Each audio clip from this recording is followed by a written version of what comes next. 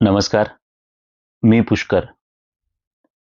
मी आज तुमच्यासमोर मीच लिहिलेली एक भयकथा सादर करणार आहे. ही भयकथा बऱ्यापैकी खरी व थोडीशी काल्पनिक आहे. या भयकथेतून अंधश्रद्धा पसरवणे किंवा अंधश्रद्धेला प्रोत्साहन देणे हा मुळीच हेतू नाही. या कथेचा जिवंत अथवा मृत व्यक्तीशी काहीही संबंध नाही. संबंध आढळल्यास तो निव्वळ योगायोग समजावा. कथेचं नाव आहे चकवा. चकवा नाव ऐकताच जो काटा आपल्या अंगावर उभा राहतो तो चकवा आम्हाला लागला. दरवर्षी आम्ही देवीच्या दर्शनाला जातो, तसे यावर्षी देखील देवीच्या दर्शनाला जायचे असे आमचे ठरले. आणि यावेळेस अचानक ठरलं. संध्याकाळी गप्पा मारता मारता काय कोणास ठाऊक, पण मनात अचानक विचार आला की देवीच्या दर्शनाला गेले पाहिजे. आणि ध्यानीमनी काहीच नसताना मी नकळत बोलून गेलो की उद्या आपण देवीच्या दर्शनाला जायचे. या निर्णयाला हिने देखील होकार दिला. ही म्हणजे माझी बायको. आणि अचानक आमची देवीची वारी ठरली. पण आमच्या दोघांपैकी कोणास माहीत नाही की ही देवीची वारी आमच्यासाठी खूप भयावह, भीतीदायक आणि चमत्कारिक ठरणार आहे. असे काही प्रसंग आमच्यासमोर येणार होते की आम्ही त्यांचा स्वप्नात देखील विचार केला नव्हता. आमची देवी आमच्या शहरापासून साधारण 550 किलोमीटर अंतरावर आहे. तर आम्ही तसं ठरवलं की उद्या सकाळी दर्शनासाठी निघायचं. कारण आम्हाला एक दिवस पूर्ण प्रवासात, एक दिवस दर्शनाला आणि एक दिवस परतीच्या प्रवासाला लागणार होता. त्याप्रमाणे आम्ही तयारी सुरू केली. ऑफिसचे काम करावे लागू शकते म्हणून आम्ही दोघांनी आमचे लॅपटॉप सोबत घेतलेले. प्रवासात पैसे लागतील म्हणून जास्तीची रोकड ATMवर जाऊन घेऊन आलो. मग घराची जास्तीची किल्ली मित्राकडे द्यायची म्हणून आम्ही त्याच्या घरी गेलो आणि त्यांना आमचा ठरलेला कार्यक्रम सांगितला. तर बोलता बोलता त्याची आई म्हणाली की तुम्ही ह्या देवीच्या दर्शनाला जात आहात तर जाता जाता रस्त्यात तिचं अजून एक मंदिर आहे, तिथे दर्शन घ्या, भंडाऱ्यात जेवा आणि मग पुढे जा. आम्ही एकमेकांकडे बघितलं आणि होकारार्थी मान हलवली आणि त्यांना हो सांगितलं. घरी जाऊन आम्ही आमचा प्लॅन बदलला. कारण अजून 100 किलोमीटर वाढणार होते, तर आम्हाला अजून लवकर निघावं लागणार होतं. त्याप्रमाणे आम्ही त्यात बदल केला आणि सकाळी 9ला निघायच्या ऐवजी आम्ही सकाळी 6ला निघायचं ठरवलं. सगळे कपडे, सगळं सामान नीट तयार करून आम्ही रात्री 10 वाजता झोपायला गेलो. कारण आम्हाला सकाळी 4:30लाच उठून तयारी करायची होती. त्याप्रमाणे आम्ही सकाळचा अलार्म लावला. आम्ही दोघांनी 4:15, 4:30, 4:35, 4:45 असे प्रत्येकी 4 अलार्म लावले की चुकून पण आपण उशिरा उठायला नको आणि आपल्याला वेळ व्हायला नको. असं ठरवून आम्ही त्या रात्री झोपलो. कारण उद्याचा थरकाप उडवणारा दिवस आमची वाट बघत होता. आम्ही सगळं ठरवून त्या रात्री झोपलेलो आणि असे झोपलेलो की आम्हाला कुठल्या गोष्टीचे भानच नाही. ते म्हणतात ना, मेल्यागत झोपणं, तसे आम्ही दोघेही झोपलेलो.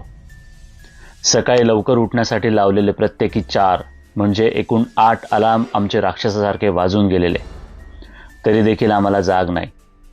रोज 7 वाजता उठणारे आम्ही दोघे 8:30 वाजून गेले तरी उठलो नव्हतो. आणि अचानक कोणी मला आवाज देतंय असा भास झाला आणि मी झोपेतून ताडकन उठून बसलो. इकडे तिकडे बघायला लागलो की कोणी आवाज दिला आणि घड्याळाकडे बघितले तर सकाळचे 8:30 वाजलेले. मी अचानक घाबरलो आणि हिला उठवायला लागलो. थोडासा जरी आवाज झाला तरी लगेच उठणारा मी आज 8 अलार्म वाजले तरी का नाही उठलो? आणि सकाळी उठवताना कोणी मला आवाज दिला असेल? अशा असंख्य प्रश्नांनी गांगरलेलो मी हिला उठवायला लागलो. ही देखील लगेच उठली आणि माझ्याकडे प्रश्नार्थक नजरेने बघायला लागली की इतक्या उशिरा आपण कसं काय उठलो आणि इतके अलार्म वाजून देखील आपल्याला जाग का नाही? तसं मी तिला सांगितलं की जाऊ दे, कदाचित देवीनेच आपल्याला कुठल्या तरी संकटातून वाचवण्यासाठी उशिरा उठवलं असेल. मनात प्रश्नांची खूप घालमेल सुरू होती, पण ठरल्याप्रमाणे दर्शनासाठी निघावेच लागणार होते. आधीच उशीर झाला असल्याने आम्ही लगबगीने आवरायला लागलो आणि जितक्या लवकर निघता येईल तितक्या लवकर निघायचा प्रयत्न करू लागलो. शेवटी सकाळी 10 वाजता आम्ही निघालो. अलार्म वाजून देखील आम्ही उठलो नाही आणि मला कोणीतरी आवाज देऊन उठवलं या विचारात आणि काळजीत आम्ही दोघे निघालो. देवीचं नाव घेत आमचा प्रवास सुरू झाला आणि थोड्याच अंतरावर आमच्या गाडीचे चाक पंक्चर झाले आणि मनात अजून धस्स झालं की हे नक्की काय घडतंय. पण परत देवीचं नाव घेत त्याकडे दुर्लक्ष केलं. मला चाक कसं बदलायचं हे माहीत असल्याने मी गाडी बाजूला घेतली आणि चाक बदलायला सुरुवात केली. काही झालं तरी मदतीला येणारे लोक आज नुसतेच आमच्याकडे बघत होते. रस्त्याच्या दुतर्फा कुठेही झाडी नव्हती. मी उन्हाचा अंदाज घेत पटापट चाक बदलायला सुरुवात केली. खिळा किंवा काही आहे का असं शोधायचा प्रयत्न केला, पण काही दिसलं नाही. चाक बदलून झालं आणि स्टेपने डिक्कीत ठेवून आम्ही निघालो. दोघांच्याही मनात काही ना काही विचार सुरू होते आणि दोघांचा एकमेकांना धीर देणं सुरू होतं. आता शोध मोहीम सुरू होती ती पंक्चरवाल्याची. रस्त्यात परत काही झालं तर रिस्क नको म्हणून पंक्चर काढणं गरजेचं होतं. पण काही केल्या आम्हाला पंक्चरवाला सापडत नव्हता. मनात चिंता आणि डोळे शोधण्यात. असं करता करता एक पंक्चरवाला आम्हाला दिसला आणि मी त्याला पटकन डिक्कीतून चाक काढून दिलं. तो चाक त्याच्या स्टाईलने शॅम्पूचं पाणी मारून चेक करू लागला, पण काही केल्या पंक्चर सापडत नव्हतं. शेवटी बराच वेळ शोधून तो म्हणाला, साहेब पंक्चर नाही आहे. मी त्याला म्हणालो, अरे मग सगळी हवा कशी गेली? त्याने तोंडाचे हावभाव करून काय माहीत असं सांगितलं. मी परत त्याला सांगितलं की एकदा नीट बघ, पण नाही सापडलं. शेवटी त्याला म्हणालो, असू दे, हवा भरून दे आणि थोडी जास्तीची भर. आणि सगळ्या चाकांची हवा मी चेक करून घेतली. बाजूलाच असलेल्या पेट्रोल पंपावरून डिझेल फुल करून घेतलं. म्हटलं कसल्याच प्रकारची रिस्क नको. पण सकाळपासून चालू असलेल्या प्रसंगांमुळे सारखं मनात कसं तरी होत होतं आणि त्यात सगळी हवा कशी गेली एकदम ह्याचं टेन्शन मनात सुरू झालं. पण परत एकदा देवीचं नाव घेतलं आणि आमच्या प्रवासाला सुरुवात झाली. आमचा प्रवास सुरू होता, पण पुढे काय होणार याची जरा देखील कल्पना आम्हाला नव्हती आणि आम्ही याच्यासाठी तयार देखील नव्हतो. आमचा प्रवास आता जरा वेगात सुरू झाला होता आणि सकाळपासून घडत असलेल्या प्रसंगांमुळे मनात प्रचंड कालवाकालव सुरू होती. भीती पण होती आणि देवीच आपल्याला वाचवत असेल अशी एक आशा पण होती. त्यामुळे त्या दिशेने आम्ही पुढे सरकत होतो. गाडीत फक्त आम्ही दोघंच असल्यामुळे आम्ही जरा घाबरलो होतो, पण तरी पण आमचा प्रवास सुरूच होता. आता जरा आडवळणाचा रस्ता आम्हाला लागायला लागला होता आणि काळजी अजून वाढायला लागली होती. म्हणून आम्ही गुगल मॅपचा आधार घ्यायचा असं ठरवलं. आम्ही एका ठिकाणी थांबून नीट रस्ता बघायला लागलो. आम्हाला 2 रस्ते दिसत होते. एक रस्ता सरळ जाऊन उजवीकडे वळण्याचा होता, म्हणजे 90 अंशामध्ये वळण्याचा रस्ता होता. तो जरा लांबचा होता. आणि एक रस्ता थोडं मधून म्हणजे तिरप्या मार्गाने जायचा होता आणि तो जरा आम्हाला शॉर्टकट वाटत होता. मी तो टाळायचा म्हणत होतो, पण काय माहीत काय आम्ही तो रस्ता घ्यायचा असं ठरवलं. आणि त्याच रस्त्यावर बऱ्याच गोष्टी आमची वाट पाहत होत्या, ज्याची आम्हाला पुसटशी पण कल्पना नव्हती. आम्ही त्या रस्त्यावरून जायला लागलो. अगदी एकच गाडी जाईल इतका अरुंद तो रस्ता होता. आमच्याकडून चूक होते असं जराही आम्हाला वाटत नव्हतं. आम्ही गुगल मॅपच्या आधारे प्रवासाला सुरुवात केली. जसजसं आम्ही त्या रस्त्यावरून पुढे जायला लागलो तसतसा रस्ता अधिकच अरुंद होत गेला आणि आजूबाजूला गर्द झाडी लागायला लागली. रस्त्यावर कोणीच नव्हतं, फक्त आमचीच गाडी तिथून जात होती. मध्येच एखादं घर दिसायचं, ते देखील बंद आणि पडीक. आधीचे सगळे अनुभव बघता आम्हाला अजूनच भीती वाटायला लागली होती. रस्ता इतका अरुंद की एखादी गाडी जर समोरून किंवा मागून आली तर रस्त्याच्या बाजूला घ्यायला पण जागा नव्हती. आम्ही गाडीचा वेग वाढवला आणि कधी एकदा हा रस्ता संपतो असं झालं होतं. गाडी वेगात धावत होती आणि गुगलची बाई वेळोवेळी अंतर सांगत होती आणि आमचा वेग अजून वाढत होता. मोबाईलची रेंज देखील ये जा करत होती. अंगाला थोडीशी थरथर सुटली होती. तळहात आणि तळपाय बरेच गार व्हायला लागले होते आणि भीती मनामध्ये भरपूर वाढायला लागली होती. दरवाजे लॉक आहेत ना हे सारखे मी चेक करत होतो. गाडीच्या खिडकीच्या काचा देखील बंद आहेत ना हे सारख्या चेक करून घेत होतो. त्या लॉक करून घेतल्या होत्या. गाडीमध्ये डिझेल आहे ना बघत होतो. रस्त्यात गाडीच्या चाकाची हवा अचानक गेली होती, म्हणून ती काळजी मनात की ते चाक परत पंक्चर तर झालं नसेल ना, त्याची हवा तर गेली नसेल ना. जर तसं झालं असेल आणि अशा रस्त्यात जर गाडी पंक्चर झाली तर आपण करायचं काय? इथे तर कोणीच नाही आहे मदत मागायला. इंटरनेट पण मध्येच येत होतं आणि जात होतं. फोनच्या रेंजचं देखील तसंच. चिंता वाढायला लागली होती की आपण या रस्त्याचा निर्णय का घेतला. मुख्य रस्त्याने गेलो असतो तर काय फरक पडला असता. पण ते म्हणतात ना, शॉर्टकट हा कधी कधी तुमच्या आयुष्यासाठी शॉर्टकट ठरतो. तसं आम्हाला वाटायला लागलं होतं. पण गाडीत समोर बसलेला गणपती बाप्पा आणि देवीचं नाव आम्हाला पुढे सरकवत होतं. गाडीत आमच्या बरंच सामान होतं. आमचे लॅपटॉप, बरीचशी कॅश, आमच्या अंगावर असलेली सोन्याची चेन, अंगठ्या, बांगड्या, मंगळसूत्र, बाळी, कानातले, अशा बऱ्याच मौल्यवान गोष्टी. आमची चांगली गाडी आणि सगळ्यात मौल्यवान म्हणजे आमच्यासोबत होता तो आमचा जीव. रस्ता एकांत असल्यामुळे चोरीची भीती आणि सकाळपासून घडत असलेल्या या अनपेक्षित गोष्टी आम्हाला काही सुचू देत नव्हत्या.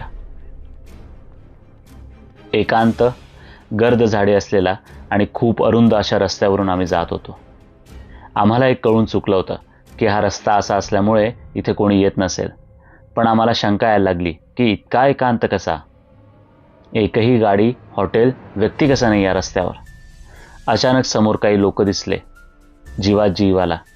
बरं वाटायला लागलं आणि म्हटलं, ह्यांना विचारू की आता आम्ही कसं जाऊ.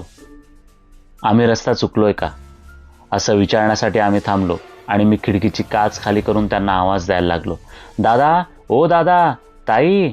पण कोणीच लक्ष देत नव्हतं. मग मी थोडा जोरात ओरडून आवाज दिला तर त्या सगळ्या लोकांनी अचानक एकत्र मागे वळून बघितलं आणि आमच्याकडे बघतच राहिले. सारखे एकटक बघतच राहिले. मी त्यांना सारखा आवाज देत होतो पण ते सारखे आमच्याकडे एकटक बघत होते. चेहऱ्यावर कुठल्याच प्रकारचे हावभाव नाही का त्यांच्या डोळ्यांच्या पापण्या लवत होत्या. त्यांचं आमच्याकडे असं बघणं आम्हाला खूप भीतीदायक वाटायला लागलं. ही म्हणाली, चल पटकन इथून पुढे, मला यांच्याकडे बघून जरा भीती वाटते. भीती तर मलाही वाटायला लागली होती, कारण 7-8 माणसं तुमच्याकडे नुसतंच बघताय आणि काहीच बोलत नाहीये तर कोणालाही भीतीच वाटेल. अचानक त्यांनी आधी ज्या दिशेला तोंड फिरवलं होतं त्या दिशेला त्यांचं तोंड तसंच एकत्र फिरवलं. मनात सर्रकन काहीतरी झालं आणि पटकन गाडीची काच वर केली आणि तिथून जोरदार गाडी काढली. पुढे जायला लागलो. म्हटलं मागे आरशात बघू त्यांना तर मला धक्काच बसला की आरशात एकही व्यक्ती दिसत नव्हती. मी म्हटलं, हे कसं शक्य आहे, असं नाहीच होऊ शकत. म्हणून मी थोडं अजून नीट बघायला लागलो. पण नाहीच, ती लोकं दिसतच नव्हती.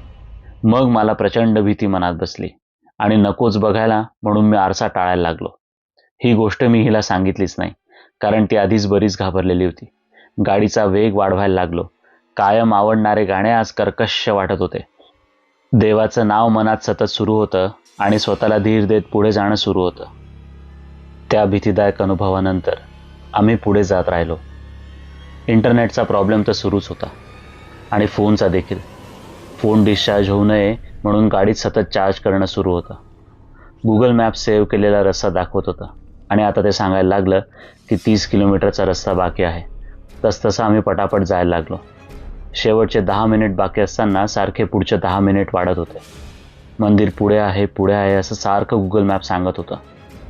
असं करत करत बराच वेळ माझी गाडी चालवून झाली होती. काही केल्या मंदिर येतच नव्हतं. त्या गर्द झाडीतून त्या अरुंद रस्त्यावरून जाताना काळजी खूपच वाढायला लागली होती. सारखा वेळ देखील वाढत होता. थोड्याच वेळानंतर अचानक इंटरनेटची रेंज आली तर आम्हाला दिसलं की मंदिर अजून बरंच लांब आहे. मी डोक्यालाच हात लावला की हे काय सुरू आहे आणि हिने तर बोलणंच बंद केलं होतं. म्हटलं असू दे, आता रेंज आली आहे ना, आपण जात राहू पुढे. बराच वेळ गाडीमध्ये बसल्यामुळे आम्हाला दोघांना बाथरूमला जायचे होते आणि आम्हाला कुठलेच ठिकाण मिळत नव्हते. आम्ही ठिकाण शोधत होतो आणि एखाद्या हॉटेलची वाट बघत होतो. पण एकंदरीत रस्ता बघता ते इथे काही मिळेल याची शंका धुसर झाली होती. आम्हाला कळून चुकले होते की आमचा रस्ता चुकला आहे आणि आमच्यासोबत जे काही घडते आहे ते काही चांगलं नाही आहे. काहीतरी वाईट शक्तीचा हात आहे हे आम्हाला कळले होते. पण देवी आम्हाला यातून बाहेर काढेल असा एक विश्वास देखील मनासारखा येत होता आणि थोडी तरी हिंमत आम्हाला देत होता.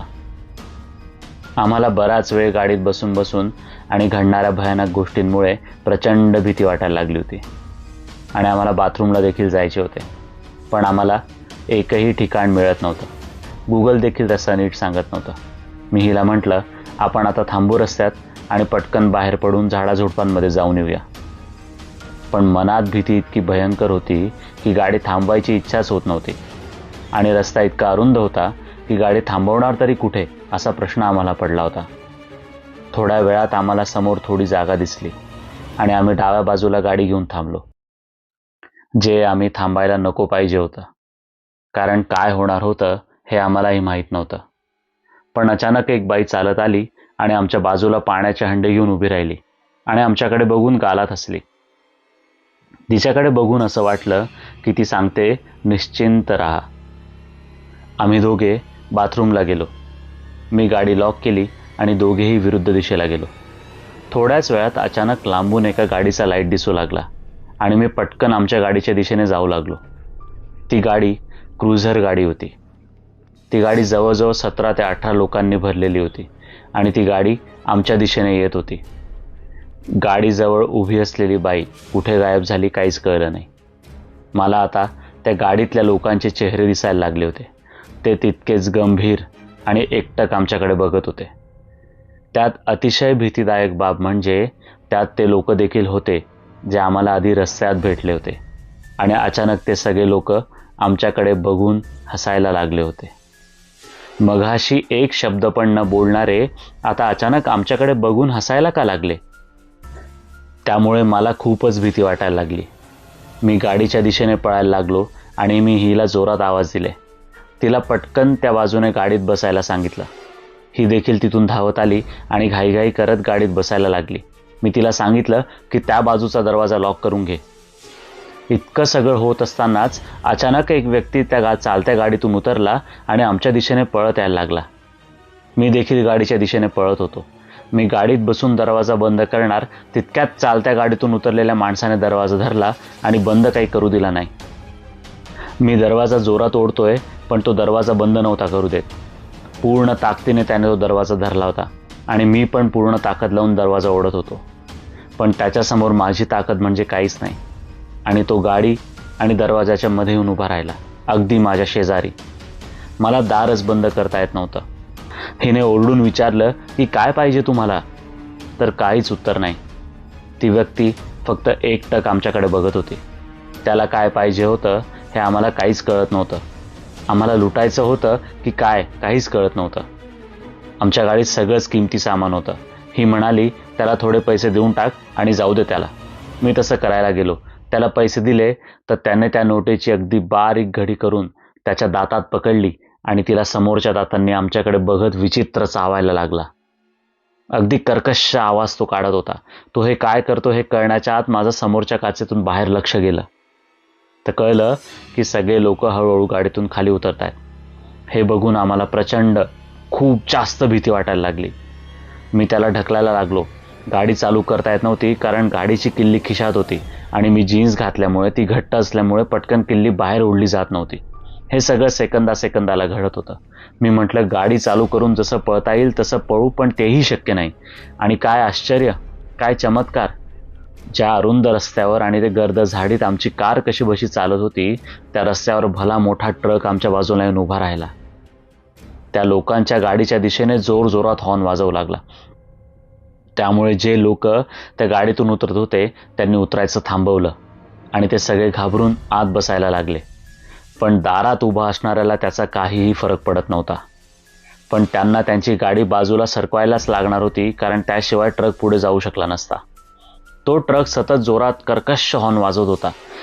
ट्रकमधला व्यक्ती आमच्या गाडीच्या बाजूला उभ्या असलेल्या त्या व्यक्तीकडे बघून हसू लागला.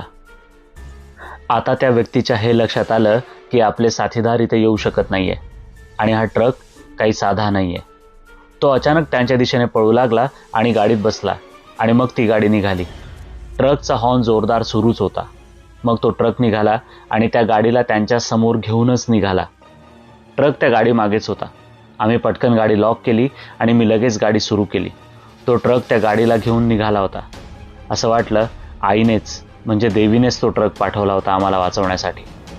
हा प्रसंग तर टळला होता, पण मंदिर कुठे आहे, आपण कुठल्या रस्त्यावर आहोत, अजून काय घडणार होतं याची काहीच कल्पना आम्हाला नव्हती. आम्ही त्यानंतर ती गाडी आणि तो ट्रक याची नजरेआड होण्याची वाट बघू लागलो. गाडी मी सुरूच ठेवली होती आणि गाडीत देवाचे गाणे सुरू केले होते. आमच्या दोघांचं सारखं एकमेकांकडे बघणं आणि ती गाडी आणि तो ट्रक गेला ना याकडे सारखं लक्ष. मी 100दा गाडी लॉक आहे ना, काचा लॉक आहेत ना, काचा संपूर्ण वर आहेत ना हे चेक करत होतो. हळूहळू त्या गाड्या नाहीशा झाल्या आणि आमचा जीवात जीव येत होता. आम्ही एकमेकांना सांगितलं की आता कुठेही थांबायला नको आणि जोवर मंदिर येत नाही तोवर गाडी चालवत राहू. आम्ही एकमेकांनी होकारार्थी माना डोलवत एकमेकांना धीर दिला आणि आम्ही निघायची तयारी करायला लागलो. मी गाडीला थोडी रेस देऊन पाहिली आणि तू तरी साथ दे आमची असं तिला नकळतपणे सांगू लागलो. गाडीला अजून जोरात रेस केली. समाधान वाटलं, माऊली आहे आपल्याला सुरक्षित ठेवायला. अशा वेळेस आपल्या सगळ्या गोष्टी खूप जवळच्या वाटू लागतात. मी क्लच दाबला आणि गिअर टाकून गाडी काढायला लागलो. तितक्यात काय माहीत काय, गाडी खूप जोरात हल्ल्यासारखी वाटली. असं वाटलं कोणीतरी जोरात बाजूने गेलं किंवा जोरात हवा गाडीला लागून गेली आणि आमचा परत एकदा थरकाप उडाला. हे अगदी क्षणाक्षणाला घडत होतं. त्यामुळे परत खूप भीती बसली मनात आणि हिच्या डोळ्यात भीती आणि पाणी तरळलं आणि मला परिस्थितीची भीषणता अजून जाणवायला लागली. म्हटलं गाडी काढून निघू पटकन आपण. ही जागा चांगली नाहीये. या जागेत आणि रस्त्यातच काहीतरी दोष आहे. आपण हा रस्ता का घेतला असंच सारखं वाटायला लागलं होतं आणि मी गाडी काढायला सुरुवात केली. तितक्यात परत एकदा जोरदार धक्का गाडीला बसला आणि त्या ठिकाणी खूप जोरात हवेचं वादळ सुरू झालं. काहीच लक्षणं नसताना इतका बेमोसमी वादळ कसं काय सुरू झालं हेच कळत नव्हतं. वादळाची तीव्रता एकाएकीच वाढायला लागली आणि सांगता येणार नाही इतकी भीती मनात बसली. कुठून आणि कसे अचानक धुळीचे लोट यायला लागले. सुदैवाने गाडी सुरूच होती. ती काही बंद होत नव्हती आणि आत थोडी देखील धूळ येत नव्हती. पण तरी देखील सुरक्षित वाटत नव्हतं. काय करायचं काय याची चर्चा सुरू झाली आणि समोरचं काहीच दिसत नसल्यामुळे तिथेच थांबण्याचा विचार आम्ही केला. बराच वेळ वादळ चाललं आणि हळूहळू कमी व्हायला लागलं. ते जसं कमी व्हायला लागलं तशी मी तिथून गाडी काढली. जोरात चालवता येत नव्हती कारण वादळ देखील होतं आणि भीती देखील. पण मी म्हटलं की नाही, गाडी इथून काढायचीच. हळूहळू पुढे सरकायला लागलो आणि तशी गाडी परत जोरजोरात हलू लागली. जसं की कोणीतरी मुद्दाम हलवतंय. मला पूर्ण लक्षात आलं होतं की हे जे काही घडतं आहे ते काही साधंसुधं नाही आहे. खूप विचित्र शक्तीचा आणि निगेटिव्ह एनर्जीचा हा प्रकार आहे. मी हिला काहीच सांगू शकत नव्हतो कारण हिची गाडीतल्या गणपतीला हात जोडून प्रार्थना सुरू होती. तिच्या प्रार्थनेत मी शांत राहण्याचा प्रयत्न करत होतो. मी पण त्याला सांगत होतो की बाबा रे आम्हाला सुखरूप ठेव. गाडी हलतच होती पण मी ठरवलं की आता काहीही होऊ दे, मी थांबणार नाही. वादळाचे लोट जसे फक्त आमच्याच काचेवर येण्यासाठी सुरू होते असं आम्हाला वाटत होतं. वायपर मुद्दाम चालवत नव्हतो कारण काच पूर्णच खराब झाली असते. मध्येच थोडासा रस्ता दिसायचा आणि मी गाडीचा वेग वाढवायचो. असं करता करता मी गाडी चालवतच होतो आणि पुढे अजून काहीतरी होईल याची कल्पना आम्हाला थोडी देखील नव्हती. वादळाचा वेग बऱ्यापैकी कमी झाला होता. मी गाडी जोरात चालवायला लागलो होतो. जसं काही वादळ आमच्या भोवती सुरू होतं असं आजूबाजूला बघून वाटत होतं. एकही माणूस आम्हाला दिसत नव्हता की आम्हाला पास होत नव्हता. अंगाला थरथर सुटली होती पण गाडी जोरात चालवणं सुरू होतं. एकाएकी ही मला म्हणाली की थांब थोडं, इतक्या जोरात नको चालवूस. मी म्हटलं की जोरात जाऊ दे, इथे थोडा वेळ पण नको थांबायला. हिने परत सांगितलं की गाडीचा वेग हळू कर. या वेळेला तिचा आवाज जरा जास्तच गंभीर आला. मी तिच्याकडे पाहिलं तर ती फक्त माझ्याकडेच बघत होती. तिच्या डोळ्यात वेगळेच भाव होते. मी तिला विचारत होतो की काय झालं, तुला काय झालंय? आणि ती एकटक माझ्याकडे बघत होती. तिचे डोळे मोठे व्हायला लागले आणि माझी इकडे वाट लागायला लागली. माझी देखील तंतरली. तिचा श्वास जोरजोरात वाढायला लागला होता. असं वाटत होतं की हिचा श्वास किती गरम आहे आणि एकाएकी ती जोरात ओरडली, थांब तिथेच, पुढे नको घेऊस गाडी. तसा मी गाडीचा ब्रेक जोरात दाबला आणि कडकन जोरात आवाज झाला. तसा मी घाबरलो आणि गाडीच्या समोर भली मोठी फांदी कोसळली. मला हादराच बसला. अगदी 1 सेकंदाच्या फरकाने ती फांदी खाली कोसळली होती. फांदी इतकी मोठी होती की काही ना काही नुकसान नक्कीच झालं असतं. आणि अचानक तिची नजर बदलली आणि ती मला विचारायला लागली की काय झालं, अचानक असा जोरात कसं काय थांबला आणि ही फांदी? असंख्य प्रश्न तिच्या चेहऱ्यावर होते. मी म्हणालो की अगं तूच मला रागात ओरडलीस ना, थांब असं. ती म्हणाली कधी? आणि मला कळलं होतं की तीही नव्हतीच. ते कोणीतरी वेगळंच होतं ज्याने आम्हाला वाचवलं. मी जे कोणी होतो त्याचा मनापासून आभार मानायला लागलो आणि हिचे पण आभार मानायला लागलो की तुझ्यामुळे वाचलो. पण तिचे ते डोळे आणि तिचं ते एकटक बघणं आजही आठवलं तरी भीती बसते मनात. खाली उतरून फांदी बघायची पण हिंमत नव्हती की आता कसं जाता येईल. वादळ पण पूर्णपणे थांबलं होतं. वादळाचा उद्देश पूर्ण झाला होता की ह्यांच्यावर फांदी पाडायची आणि ह्यांना काहीतरी झालं पाहिजे. आणि कोणीतरी येऊन आम्हाला वाचवलं देखील होतं. पण कोण होतं आम्हाला नाही माहीत. पण देवाचे परत एकदा आभार मानले आणि पुढे जायचं ठरवलं. आमच्यासाठी थांबणं हा पर्याय नव्हताच, कारण जागा पण नव्हती आणि त्या रस्त्यावर तर कोणीच नव्हतं. मी गाडीतच पुढे मागे होऊन फांदीच्या आजूबाजूने कुठून जागा आहे का ते बघायला लागलो. फांदी पडून जरी जीव वाचलेला असला तरी तिच्यामुळे रस्ता पूर्णच अडला होता. त्यामुळे जीव वाचला की रस्ता अडवायचा होता हेच कळत नव्हतं. गाडीची परत कृपा म्हणजे ती बंद होत नव्हती, ती आपली चालूच होती.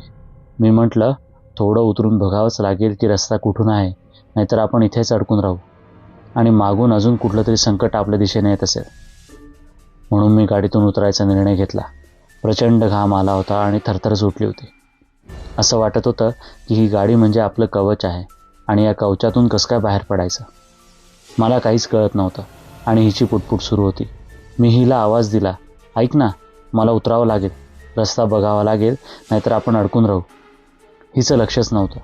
मी परत तिला आवाज दिला तसं तिने अचानक माझ्याकडे गरकन मान वळवावी तसं माझ्याकडे पाहिलं. तिच्या चेहऱ्यावर कसलेच भाव नव्हते. डोळे निस्तेज होते.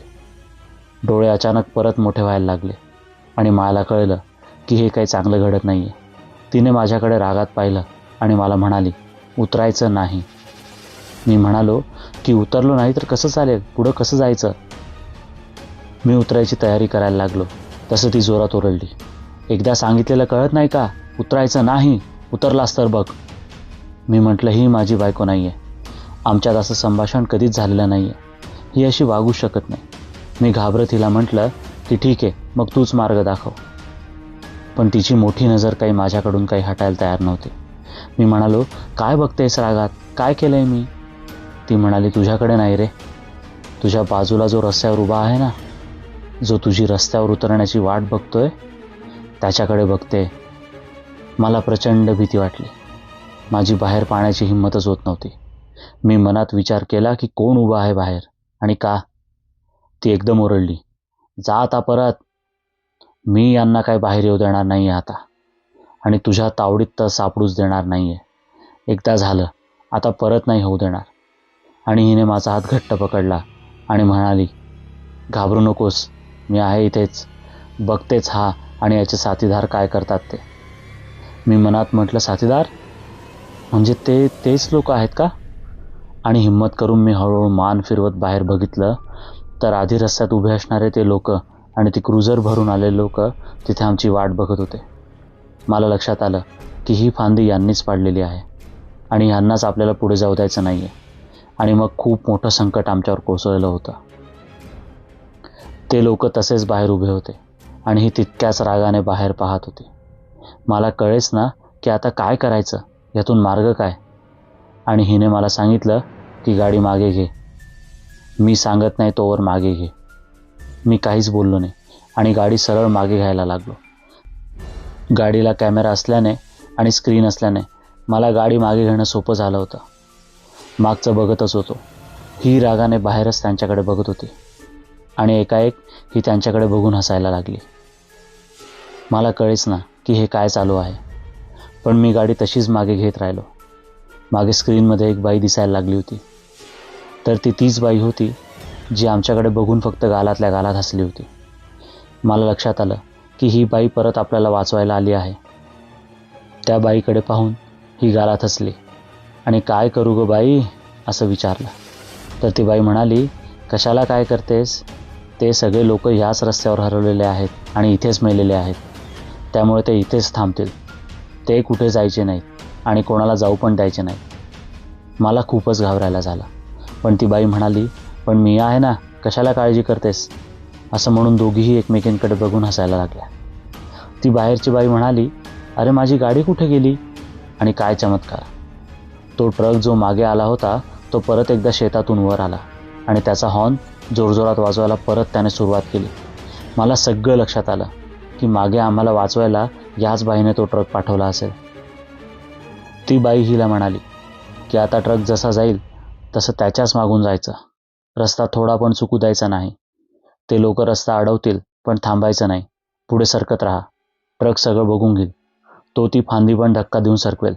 पण ती एकदम थांबली आणि म्हणाली, पण त्यातला जो सगळ्यात धीट आहे त्याला याचा काहीच फरक पडणार नाही.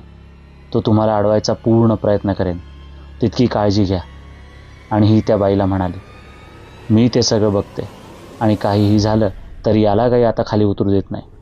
असं म्हणून दोघीही हसल्या आणि तो ट्रक हॉर्न देत निघाला.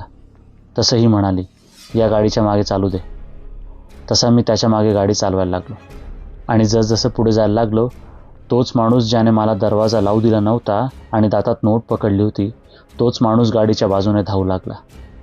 ट्रकने बाकी सगळ्या साथीदारांना सरकवलं होतं आणि त्या फांदीच्या दिशेने तो जोरात जायला लागला होता आणि अधीट आमच्याच बाजूने पळत होता. ही त्याच्याकडे एकटक पाहत होती आणि हसत होती. हिने माझा हात घट्ट पकडून ठेवला होता आणि त्याला ओरडत होती की मी याला काही खाली उतरू द्यायची नाही, तुला काय करायचं ते तू कर. दरवेळेला बिचाऱ्या खाली उतरलेल्या माणसांना जाळ्यात ओढतोस आणि मारून टाकतोस, पण मी आज याला खाली उतरू द्यायची नाही. तसा तो पळता पळता दार ओढायला लागला. सगळ्या बाजूचे दारं तो ओढायला लागला, पण कोणतंच दार काही उघडत नव्हतं. ट्रक समोरच होता आणि मी त्याच्या मागे. तो धीट काही ऐकत नव्हता आणि त्याने अचानक गाडीच्या बोनेटवर उडी घेतली आणि काचेवर मारायला लागला. तसा त्या ट्रकने अचानक वेग वाढवला आणि मला कळलं की जोरात जावं लागेल. मग मी पण गाडीचा वेग वाढवला. ट्रकने फांदी जोरात उडवली आणि रस्ता मोकळा झाला. जसा रस्ता मोकळा झाला तसा हा धीट काचेवर अजूनच जोरजोरात मारायला लागला. ही तितक्याच रागात त्याच्याकडे पाहायला लागली. हिने त्या काचेवर जोरात आतून हात मारला आणि तो धीट एकदम दूर फेकला गेला. ते संकट तेवढं पार झालं होतं. हिची माझ्या हातावरची पकड सैल व्हायला लागली होती. तिचा तो रागीट चेहरा आहे तसा शांत व्हायला लागला होता. आता ती फांदी पण दिसत नव्हती आणि ते लोक पण. आणि अचानक हिने मान खाली टाकून डोळे लावले. डोळे लावता लावता ती म्हणाली, आई तूच होतीस का गं? तो ट्रक पण गायब झाला होता. मला काही कळतच नव्हतं. मी हिला आवाज द्यायला लागलो, पण ही उठत नव्हती. मी ठरवलं होतं की गाडी थांबवायची नाही आहे. मी तशीच चालत्या गाडीतून दारातून पाण्याची बाटली काढली आणि थोडं पाणी हिच्या चेहऱ्यावर मारलं. तशी ही उठली आणि मला म्हणाली, काय झालं? आपण कुठे आहोत? तू गाडीतून उतरला तर नाहीस ना? ती फांदी कुठे गेली? असंख्य प्रश्न तिला पडले होते आणि जिने मला वाचवलं होतं तीच साशंक दिसत होती. मी तिला म्हटलं की थँक्यू, तू होतीस म्हणून. तू निस्वार्थी आणि निरपेक्ष आहे म्हणून आई आली होती वाचवायला. तिला त्यातलं काहीच कळत नव्हतं आणि मी पुढे जात राहिलो. आमचा तो चुकीचा रस्ता अजून काही संपला नव्हता. पुढे अजून काही गोष्टी आमच्या वाट पाहत होत्या. इतकं सगळं घडल्यानंतर आम्ही सगळी काळजी घेत हळूहळू जात होतो, कारण परत काय काय होईल आमच्यासोबत काहीच माहीत नव्हतं. हिला अजून नीट जाग नव्हती, पण सारखं तिचं लक्ष माझ्याकडे आणि तिने लावलेल्या गुगल मॅपकडे होतं. गुगलवाली बाई परत सांगायला लागली होती की मंदिर जवळ आहे, 10 मिनिटावर आहे, थोडं पुढे आहे. आणि ती जसं सांगत होती तसे वळणं आम्ही घेत होतो. बराच वेळ वळणं घेत होतो, पण आम्ही परत परत एकाच ठिकाणी येत होतो आणि मंदिर जवळ आहे, आलंच आहे असं सारखं दिसत होतं. थोड्या वेळाने हिला एकदम लक्षात आलं की आपल्याला इंटरनेट तर नाहीच आहे, मोबाईलची सुद्धा काहीच रेंज नाही आहे. मी म्हटलं, अगं मग हा गुगलचा मॅप कसं काय अपडेट होतोय, हे कसं काय सांगतंय? ती म्हणाली, अरे ऑफलाईन मोडमध्ये जितका दिसत असेल तितका सांगत असेल. मी म्हणालो, अगं अशाने आपण इथेच फिरत राहू. मला लक्षात आलं होतं की कोणीतरी आपल्याला कसंही करून त्याच्याकडे ओढायचा प्रयत्न करत आहे आणि हे सगळं तोच करतोय. असं कसं गुगल मॅप सारखं तिथेच आणेल? मंदिराचे चिन्ह देखील नव्हते. त्या सगळ्याच प्रसंगांमुळे माझी चिडचिड व्हायला लागली होती. त्याचं मूळ कारण भीती होती, कारण कसंही करून तो रस्ता आम्हाला संपवायचा होता. आणि शेवटी मी ठरवलं की गुगलबाई जो रस्ता सांगत होती त्याच्या विरुद्ध रस्ता आपण घ्यायचा, कारण ह्या रस्त्याने मी ज्याला कोणाला आम्ही हवे होतो त्याच्या मनाची इच्छा पूर्ण करणार होतो. मी ठरवलं की नाही, आता सगळं उलटं करायचं. गाडीचे किलोमीटर पण काहीच वाढत नव्हते. सगळं तिथल्या तिथेच घडतंय आणि आपण कुठल्या तरी चक्रात अडकलो आहोत. ही अचानक माझ्याकडे बघून म्हणाली, तुला लक्षात आलं आहे का? आपल्याला चकवा लागलाय. माझ्या मनात जे कधीपासून सुरू होतं ते तिने बोलून दाखवलं होतं आणि त्यावर शिक्कामोर्तब झाला होता, कारण हे सगळे त्याचेच प्रकार होते. मी म्हटलं, हो, तेच झालं आहे. आणि ती अजून घाबरली. मी म्हटलं, तू घाबरू नकोस, आपल्यासोबत आई आहे, ती काढेल आपल्याला इथून बाहेर. आणि मनात एकदम विचार आला त्या धीटबद्दल. आईने जे सांगितलं होतं ते परत नको व्हायला, कारण तो कशालाच जुमानणारा नव्हता. म्हटलं, बस आता हा रस्ता संपवायचाच. तो जर हे सगळं करून आपल्याला त्याच्याजवळ बोलवत असेल तर आपण तसं नकोच करायला. गाडीमध्ये हनुमान चालिसा पूर्ण वेळ लावून ठेवली. म्हटलं, हे कवच नको निघायला आपलं, म्हणजे आमची गाडी, आणि याला अजून अशा काही गोष्टींनी मजबूत करूया. मी विरुद्ध रस्ते घ्यायला सुरुवात केली. मी गाडीचा वेग जरा वाढवला आणि जोरात चालवायला लागलो. मध्येच परत गाडीला जोरदार हादरा बसतोय असं लक्षात यायचं, पण थांबायचं नाहीच हे पूर्ण ठरवलं होतं. गाडी जोरात जात होती आणि मला दूरवर रस्त्याच्या मधोमध एक लहान पांढरी प्रतिकृती दिसली. मी जसजसं जवळ जायला लागलो तशी तशी ती प्रतिकृती दूर दूर जायची. मला काहीच कळत नव्हतं. म्हटलं, काचेवर काही घाण आहे का म्हणून पाणी मारायला लागलो. तितक्यात ही म्हणाली, हे काही संपलं नाही आहे. मी काचेवर पाणी मारत होतो, पण ही जसं म्हणाली तसं माझ्या लक्षात आलं की हे काही संपलेलं नाही आहे. म्हणून मी ठरवलं, जे होईल ते होईल, आपण पुढे जात राहायचं. अचानक बराच अंधार जाणवायला लागला आणि मला गाडीचे लाईट सुरू करावे लागले. झाडी खूपच गर्द झाली होती आणि सगळंच अंधारलं होतं. मी गाडीचे लाईट लावले. गाडीला नुकतेच नवीन मोठे हॅलोजन लावले होते, त्यामुळे स्पष्ट दिसत होतं. आणि ती आकृती, ती पण स्पष्ट व्हायला लागली होती. ती आकृती बरोबर रस्त्याच्या मधोमध पायामध्ये मान खाली घालून बसली होती.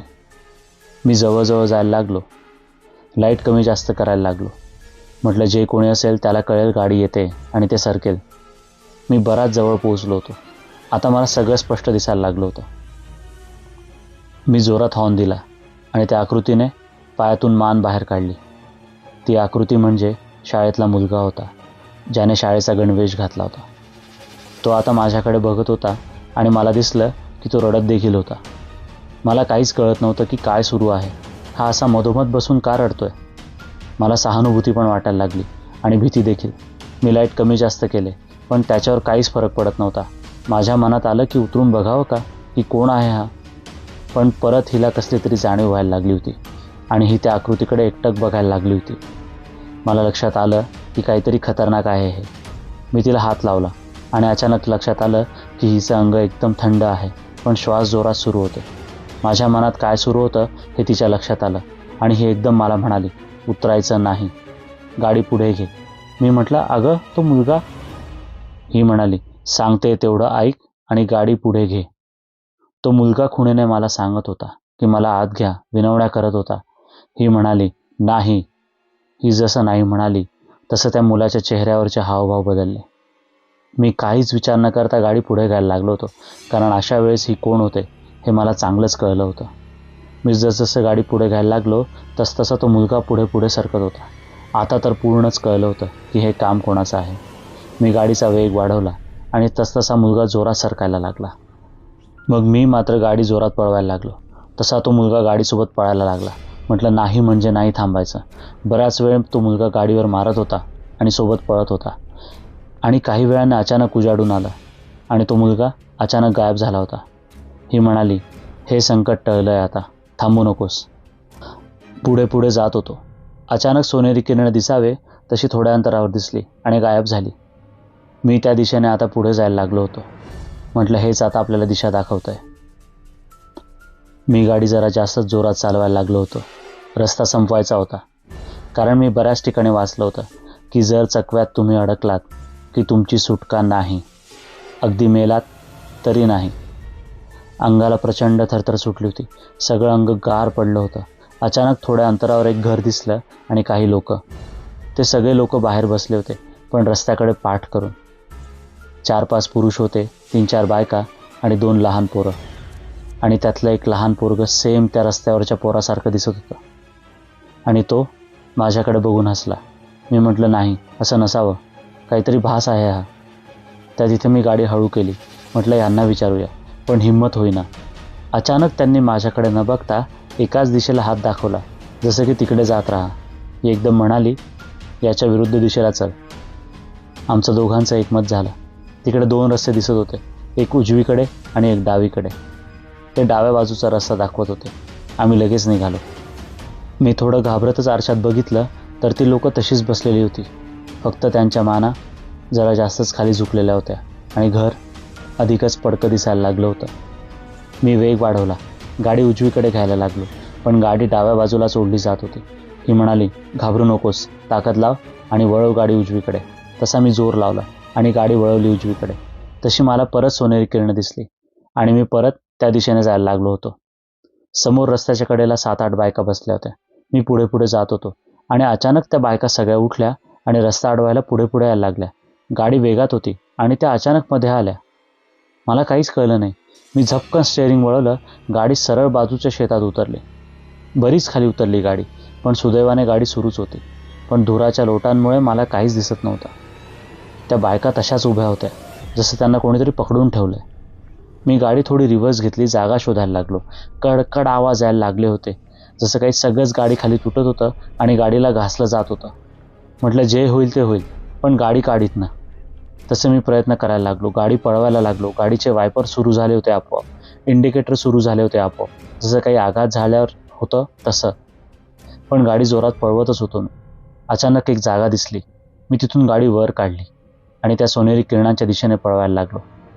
त्या बायका गायब झाल्या होत्या आणि समोर अजून एक घर दिसायला लागलं होतं. सोनेरी किरणं आणि समोर एक घर दिसायला लागलं होतं. त्या घराच्या दिशेने जसं पोचायला लागलो तसं जरा चांगलं वाटायला लागलं होतं. झाडी जी गर्द झाली होती ती जरा कमी झाली होती. सूर्यकिरणं दिसायला लागली होती. रस्ता रुंद झाला होता. त्या घरातून एक बाई बाहेर आली. ती तुळशीजवळ दिवा लावत होती आणि पाणी टाकून फेऱ्या मारत होती. गाडी बरीच हळू झाली होती. त्या बाईने छान हिरव्या रंगाचं पातळ नेसलं होतं आणि मोठं कुंकू लावलं होतं. मी तिथे गाडी थांबवली. त्या बाईने गाडीकडे पाहिलं. आधी भीती वाटली, कारण इतकं सगळं जे घडत होतं त्यात काय करावं हेच कळत नव्हतं. ही म्हणाली, कर काच खाली, तिला रस्ता विचारूया. मी हिम्मत करून काच खाली केली आणि तशी ती बाई हसली. जशी ती बाई हसली तसं लक्षात आलं की ही तीच बाई होती जी रस्त्यात 2 वेळेस दिसली होती, जिने आम्हाला मदत केली होती. हिच्याकडे बघून ती हसत होती आणि ही पण तिच्याकडे बघून हसत होती. मला लक्षात आलं की ह्यांचं परत मन जुळलंय आणि ही सध्या माझी बायको नाही आहे. ही गाडीतून खाली उतरली आणि ही का उतरते आहे म्हणून मी देखील काळजीने पटकन उतरलो. तर त्या बाईने हिचा हात हातात घेतला आणि एका हाताने माझ्या चेहऱ्यावरून हात फिरवला आणि मला विचारलं, झाला का प्रवास सुखरूप? काही त्रास तर नाही झाला ना? सकाळचा त्या रस्त्यावर होतास, आता बघ संध्याकाळ झाली आहे. मी म्हणालो, तू होतीस ना, मग कशाला त्रास होईल? आणि अचानक खूप रडायला लागलो. असं वाटलं की सगळे संकट माझ्यावरची आता संपली आहेत. तसा हिने माझ्या अंगावर हात ठेवला आणि मला म्हणाली, रडू नकोस, सगळं ठीक आहे आता. आणि अचानक हिच्यात पण बदल झाला. म्हणजे हिच्या अंगात जे कोणी होतं ते गेलं होतं असं वाटायला लागलं आणि ही जशी माझी होती तशी दिसायला लागली. तसं त्या बाईने हिच्या अंगावरून पण हात फिरवला आणि तिला म्हणाली, तू होतीस म्हणून मी तुझ्याकडे येऊ शकली. म्हणजे तुझा विश्वास दृढ होता म्हणून मी येऊ शकले तुझ्याकडे. आईनेच मला सांगितलं होतं की जा तिच्याकडे. मी फक्त निमित्त मात्र होते. मी त्यांना विचारलं, मंदिरात कसं जाऊ? त्यांनी आम्हाला रस्ता दाखवला. मी विचारलं, अजून किती लांब आहे मंदिर? त्या म्हणाल्या, अजून 40 मैल असेल. मी म्हटलं, अजून इतकं लांब? त्या म्हणाल्या, हो, तुझ्या 4 मैलच्या पट्ट्यातच कधीचा होतास रे. इथूनच कोणी बाहेर येऊ शकत नाही. मला इथून सगळं दिसत असतं, पण मी त्यांच्यापर्यंत पोहोचूच शकत नाही, कारण त्यांचा विश्वासच नसतो. मी म्हटलं, आणि तो धीट? तर त्या म्हणाल्या, तो देखील देवीकडेच जात होता आणि रस्त्यात त्याला एक अपघात झालेला दिसला. तर त्यांना मदत करायच्याऐवजी त्याने त्यांचे दागिने आणि पैसे लंपास केले. तर त्यांचा शाप याला लागला आणि तो या रस्त्यावरच अडकला, जो तुम्ही निवडला होता. तो मंदिरात जाणाऱ्या सगळ्यांना बोलवत असतो आणि जो कोणी हा शॉर्टकट निवडतो त्यांना तो बरोबर पकडतो आणि त्याच्या जाळ्यात पूर्ण अडकवायचा प्रयत्न करतो. देवीची कृपा होती म्हणून तुम्हाला माझे सगळे संकेत मिळाले आणि मी तुमच्यापर्यंत पोहोचू शकले. आता इथून पुढे जा आणि रस्त्यावर तुम्हाला मंदिराचे चिन्ह दिसतील, तसतसं पुढे जात राहा. आम्ही त्यांच्या पाया पडलो आणि त्यांची परवानगी घेऊन पुढे निघालो. 50 मिनिटे प्रवास केल्यानंतर आम्ही मंदिरात पोहोचलो. मंदिरात गेल्यावर सगळे चांगले लोक आम्हाला दिसायला लागली होती. आमचा जीवात जीव आला. आम्ही पटापट चालत देवीकडे गेलो. मनापासून साष्टांग नमस्कार केला. मनापासून खूप खूप आभार मानले. भरपूर रडलो. तिने आम्हाला त्या भयानक जाळ्यातून सोडवलं होतं आणि तिच्यामुळेच आम्ही सुखरूप तिच्यासमोर उभं होतो. थोडा वेळ बसलो. रडणं चालूच होतं. पुजारी म्हणाले, जेवून घ्या, भंडारा सुरू झालाय. खूप भूक लागली होती. सकाळपासून पोटात अन्नाचा एक कण नव्हता. हिला म्हटले, चल जेवून घेऊ. तसं आम्ही दोघं जेवायला निघालो. जेवायला बसलो आणि चमत्कार काय, वाढायला तीच बाई होती जी आम्हाला प्रत्येक ठिकाणी भेटली होती. विश्वासच बसत नव्हता की हे कसं काय. पण ती हसून म्हणाली की पोटभर जेवा, कसला विचार नका करू, मी आहे कायम. आम्ही दोघेही हसलो, पोटभर जेवलो आणि आमच्या पुढच्या प्रवासासाठी निघालो. पण ह्या वेळेला निश्चिंत होतो, कारण सोबत आई होतीच.